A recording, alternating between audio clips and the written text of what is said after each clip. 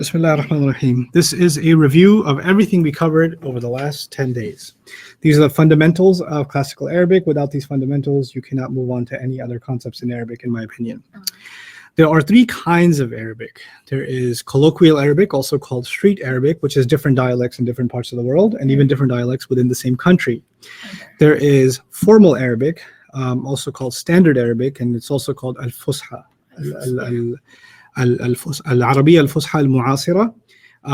In English university books, they call it modern standard Arabic. That's what the word for it is, okay? Then there is classical Arabic, the language of the ancient Arabs, Lughat al-Arab, and that's the language of the Quran, of the poets before Islam, of early Islam, etc. Okay?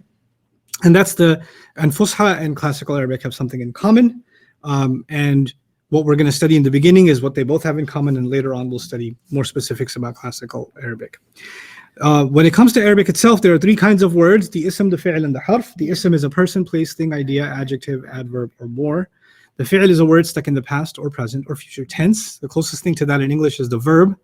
The harf is a word that makes no sense unless another word comes after it. And the closest thing to a harf in English is a preposition. When we study the ism, we realize that the ism is different in English, or in Arabic rather, because you have to understand four properties of it thoroughly. Those four properties are status, number, gender, and type. The first property, status, you can learn it with covering 4 lessons. The first lesson is the forms of status, rafa' or nasab or jar. Rafa' is used for doer and other things, but for now, doer. Nasab is used for a detail of an act, detail of the fi'l, or it's something that comes after a harf of nasab. So there's 2 ways we can use nasab so far. Jar is after of originally, but now we know that it's not only after of, it's also after a harf of jar. So those are 2 ways you can find jar. Those are the forms of status. How do you tell status was the second lesson. You can tell status by ending sounds. So muslimun, musliman, muslimin, or muslimatun, muslimatan, muslimatin. Basically un for rafa', u or un for rafa', a or an for nasab, e or in for jar. You can tell the status also by combinations. There's pair combination, ani, aini, aini. So muslimani, muslimaini, muslimaini, where muslimani would be to rafa', muslimaini would be to nasab, or muslimaini would be to jar. The same works for feminine, muslimatani, muslimataini, muslimataini, same way. Then you've got the masculine plural, muslimuna, muslimina, muslimina. That's muslimuna being plural rafa', muslimina being plural nasab, and muslimina being plural jar. That one is used only for people. So una, ina, ina is used for people, angels or jinns only. And it includes male and female. So if it's a mix, then it's also the masculine that's used. Then we talked about the feminine plural combination, muslimatun, muslimatin, muslimatin. That's used either for non-human things or it's used for only women. So atun, atin, atin would be the combination. Now, those are the ways you can tell status. There's another piece to it, which is pronouns. The independent ones are rafa'. They don't care about the ending sound. And the attached ones can only be nasab or jar, which again has nothing to do with their sounds. It only has to do with the fact that they're attached. Okay. Moving on from that, we learned about light status versus heavy status. So on page 6, you memorize muslimun, musliman, muslimin, muslimani, muslimaini, muslimaini, muslimuna, muslimina, muslimina, muslimatun, muslimatan, muslimatin, muslimatani, muslimataini, muslimataini, muslimatun, muslimatin, muslimatin. Each of those words was heavy. Their light version would have been muslimu, muslima, muslimi, muslima, muslimai, muslimai, muslimu, muslimi, muslimi, muslimatu, muslimata, muslimati, muslimata, muslimatai, muslimatai, muslimatu, muslimati, muslimati. There are 4 reasons why a word should be light. Other than that, a word, an ism, should not be light. One of those reasons is that it's partly flexible. We'll talk about that in a minute. Another reason is that it's a mudaf. Another reason is it's someone being called, like Ya Rahmanu, Ya Rahimu, Ya Waladu, Ya Rajulu, etc. And there's a 4th reason, it's called La Nafiya lil Jins. We didn't cover that in class. It's in your transcripts. In round 2, we'll talk about that. Okay. Now, that is light versus heavy. In other words, normally a word should have una or ina or an or in at the end. When those things are taken off, then we wonder why, right? The only time we don't care about the question of light or heavy is if a word has al on it. That's also something that we learned. We don't just remove the N sound, we remove the extra N sound. And how do you know it's an extra N sound? Those are all the extra N sounds on page 6. Any other N, like Nu'man has an N in it, but that didn't come from page 6. So that's not an extra N. It's part of the word. We talked about flexibility, which is words can be fully flexible, like Muhammadun, Muhammadan, or Muhammadin. The words could be partly flexible, like Yusufu, Yusufa, and Yusufa, meaning the Rafa version is U, the Nasab version is A, the Jar version is also A. These words have to be light, and even the Jar form cannot take the E sound. There were two kinds of partly flexibles. Those were, so far, there were two kinds of partly flexibles. There were names of places like Makkah, Makkatu, Makkata, Makkata, or non-Arabs like Yusufu, Yusufa, Yusufa, Ibrahimu, Ibrahima, Ibrahima. The only exception to that is sometimes they let non-Arabs be treated fully flexible if those non-Arab names are three letters, like Nuhun, Nuhan, and Nuhin. Now, there's non-flexible. The last category is non-flexible. Non-flexible means it doesn't matter if the word is rafa or nasab or jar. It sounds the same. Musa is rafa. It could be nasab. It could be jar. Isa is rafa. Could be nasab. Could be jar. Hada is rafa. Could be nasab. Could be jar. Ulaika is rafa. Could be nasab. Could be jar. Some words are just non-flexible. They don't move at all. And so you have to look around to find out what they are. They themselves, just by hearing the ending sound or ending combination, you won't be able to tell because they just don't work that way. Those are your non-flexibles. That was our study of status. Then we studied number. The number could be singular, un, an, in, pair, ani, aini, aini. That's two. That's masculine plural, una, ina, ina, or the light version, u, e, e. Then the feminine plural, atun, atin, atin, or the light version, atu, ati, ati, right? Then by the way, I didn't do the Muslim chart, the light version. It's important to do that, so let's do that now. The light version of page 6. Muslimu, Muslima, Muslimi, Muslima, Muslimai, Muslimai, Muslimu, Muslimi, Muslimi, Muslimatu, Muslimata, Muslimati, Muslimata, Muslimatay, Muslimatay, Muslimatu, Muslimati, Muslimati. Now coming back to number, after the masculine plural, the feminine plural, then there's plural because the Arabs said so, like Qawm, Nas, and Qarn, those three words. Then I told you that there are two kinds of broken plurals. If a plural, and broken plurals have ending sounds, so they look singular, and the only way you can tell a word is a broken plural is if you have the vocabulary. They're broken up into two categories, human and non-human, and the difference is the human ones can be treated like she or be treated what they actually are, like a they. The non-human ones, the Arabs pretend they're talking about a she. So it's what I mean by she is singular feminine. So once again, the human broken plurals can be treated singular feminine, and the non-human broken plurals must be treated singular feminine. That was our study of number. Then we started talking about gender. And in gender, we study the masculine or versus feminine. We don't actually study the masculine. By default, anything that we could not prove is feminine is automatically masculine. Within feminine, we studied real feminine versus fake feminine. Real feminine is mother, Zainab, Maryam, etc. People that are really females or animals that are female. There's no reason to study why they're female. Biology already decided that. So we study the fake feminine. The fake feminine are words that can end with ta marbuta, alif maqsura, alif mamduda. Ta marbuta is the round ta. Alif maqsura is the ya that's got a dagger on top. And alif mamduda is an alif with a mud on top and a hamza at the end. Those are the three letters that can, many words that have that are considered feminine because they have those endings, okay? Then there are words on page 12 that the Arabs said are feminine because they said it's feminine. We don't have a reason. It's not because they have a certain ending. It's just they are what they are. The sky is feminine. The earth is feminine. The wind is feminine. The nafs is feminine. A bucket is feminine of all things. A well is feminine. The sun is feminine. The moon is masculine because it's not on that list, right? A staff is feminine. Alcohol is feminine. Wine is feminine. A cup is feminine. One of the words for house, dar is feminine, etc. So there are some words like that are just feminine because the Arabs said so, okay? And those are the popular ones in the Quran anyway. Now, those words are feminine because the Arabs said so. In addition to that list is words for body parts like hands or nostrils or ears, etc. Anything Allah made in twos is going to be considered feminine also, just by Arabic usage, okay?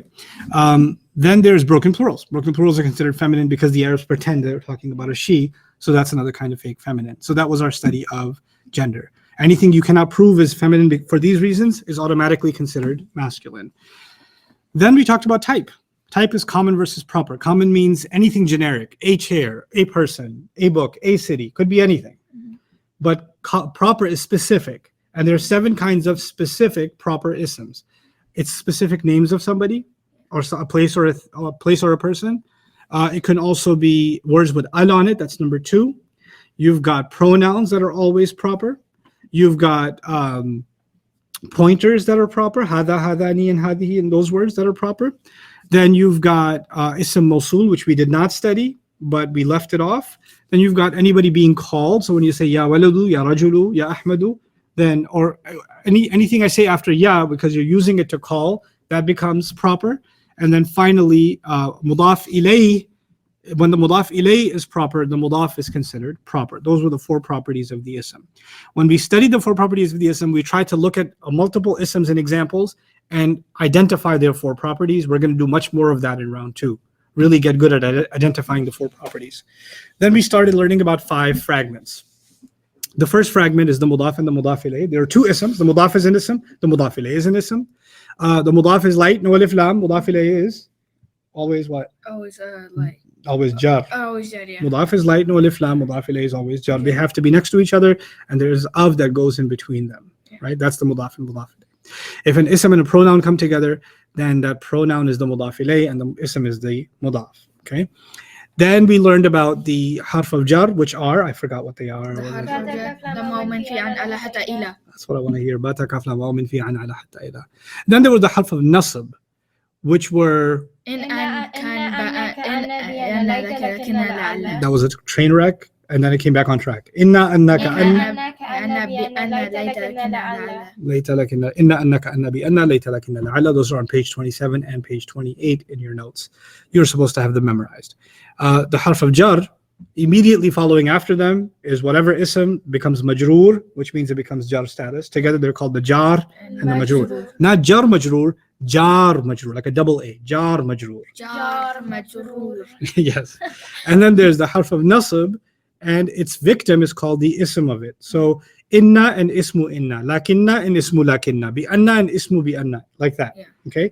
The only difference between the harf of jar and the harf of nasb, other than the fact that the harf of jar makes jar and the harf of nasb makes nasb, is that the harf of nasb can make something nasb far away.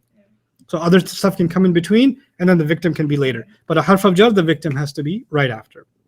Okay, so that was the harf of jar and the harf of nasb, and that's your 3 fragments now: mudaf, mudaf ilayh, harf jar, harf nasb. And then the fourth one was nouns and adjectives, mawsuf and sifa. When 4 properties of isms match, all 4, status, number, gender, and type, then the second word becomes a sifa, which means an adjective, a describer of the first word. So, and if you have multiple that match, then there are multiple adjectives, like we did in Alhamdulillahi Rabbil Alameen Ar-Rahman Ar-Rahim Maliki Yawmiddin. We did that entire long exercise, which we will do again, inshallah. So that would be the nouns and the adjectives. One side note to remember, you know those plurals, because the Arab said so, like qawm, nas, and qarn, their adjectives are going to be plural because the Arab said so. So it'd be qawmun kafiruna. Qawmun doesn't look plural, but it is because the Arab said so. So the adjective had to be an actual plural, una. Right? So qawmun kafiruna. Okay? Or al-qawm al-zalimin, something like that in the Quran. And broken plurals can have feminine adjectives. So if there's a broken plural word and you want to describe it, you have to describe it with a feminine singular adjective, because that's what the Arab said you have to do, right? So we did some practice of that. Again, more practice of that coming. Then we talked about pointers. So that was 4 fragments. Now the 5th fragment is the pointers. Hada, hadihi, haula'i, dhalika, tilka, and ulaika. I did not make you memorize them, but if you'd like to and you want to be better Muslims, then you could look at page 30, and they are there for you to memorize, okay? Those words mean this feminine, which is also used for these, and haula'i is for these for people, dhalika is that, tilka is that, and also those for broken plurals, and then ulaika is those for people. If you see al right after them, they become a fragment, which means you can't have an is. But if you don't see an al right after them, you drop an is in between. Okay, those were your 5 fragments. Then we talked about the quick way of identifying the invisible is. If none of those 5 fragments can be found between 2 words, then you can almost always assume that there's an is in between them. So that's how you can find the invisible is. I also added that the pronouns, which we didn't review yet, so let's do that now. Huwa, huma, hum, hiya, huma, hunna, anta, antuma, antum, anti, antuma, antunna, ana, nahnu. The attached versions, huwa becomes hu or he, huma is huma or hima, hum is hum or him, hiya is ha, huma is huma or hima, hunna is hunna or hinna, anta is ka, antuma is kuma, antum is kum, anti is ki, antuma is kuma, antunna is kunna, ana is ni or e, nahnu is na.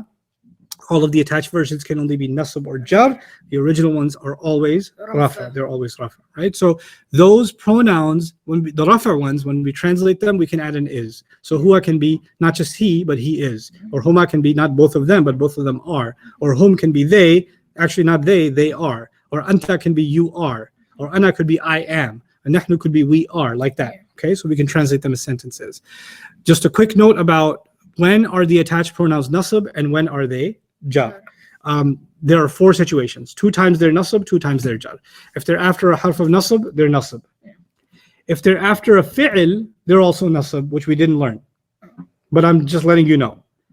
After a harf of nasab, they're nasab. After a fi'l, they're also nasab. We'll do that in the next round in detail. If they're after a harf of jar, they're jar. And if they're after an ism, they're also jar because they become a mudaf ilayh. So there are 4 situations you will find an attached pronoun. They're after a harf of nasab, they're after a fi'l, they're after an ism, or they're after a harf of jar. And 2 of those situations, they're nasab, and 2 of those situations, they are jar. Okay. That's the pronouns. And we have to know what they mean, and we have to know their attached versions and all of that.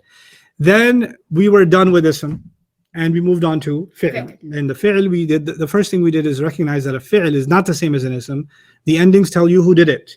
And the past endings tell you who did it. We memorized the chart so we can get used to those endings a little bit. Huwa nasara, huma nasara, hum nasaru, hiya nasarat, huma nasarata, hunna nasarna, anta nasarta, antuma nasartuma, antum nasartum, anti nasarti, antuma nasartuma, antunna nasartunna, ana nasartu, and nahnu nasarna. If you get familiar with that, I can give you any word, or you can see any word in the Quran, and you can do the same thing. So you can say iktasaba, huwa iktasaba, huma iktasaba, hum iktasabu, hiya iktasabat, huma iktasabata, hunna iktasabna, anta iktasabta, antuma iktasabtuma, antum iktasabtum, anti iktasabti, antuma iktasabtuma, antunna iktasabtunna, ana iktasabtu, nahnu iktasabna. Pronouncing the E even though you're technically not supposed to. But anyway, let's try another word. Huwa jahada, huma jahada, hum jahadu, hiya jahadat, huma jahadata, hunna jahadna. Anta jahadta, antuma jahadtuma, antum jahadtum, anti jahadti, antuma jahadtuma, antunna jahadtunna, ana jahadtu, nahnu jahadna. You have to get that comfortable with those conjugations. Once you memorize that scheme, I throw a word at you and you pull out the word, okay? So that's how good you have to get at that, which means you really have to know your huwa nasara on page 33 very, very well. Today, we tried to do the present tense. And the present tense was all about clues. So our u in the beginning means I, now or nu. There were 12 of them, 12 clues. Our u means I, now or nu means we. Ya or you means he. Ya with ani means both of them. Ya with una means they. Ya with na means them women, those women or them ladies. Ta by itself means you. Ta with ani means both of you. Ta with una means all of you. Ta with and then ta with na means you women. Ta by itself can also mean she, and ta with ina means the you feminine. This is an alternative way of quickly recognizing the present tense. When you come back, I will make you memorize the present tenses just like I made you memorize the past tenses. Huwa nasara. So you will be memorizing huwa yansuru, huma yansurani, hum yansuruna, hiya tansuru, huma tansurani, hunna yansurna, anta tansuru, antuma tansurani, antum tansuruna, anti tansurina, antuma tansurani, antunna tansurna, ana ansuru, nahnu nansuru. You haven't done that yet. There are some other things you haven't done yet.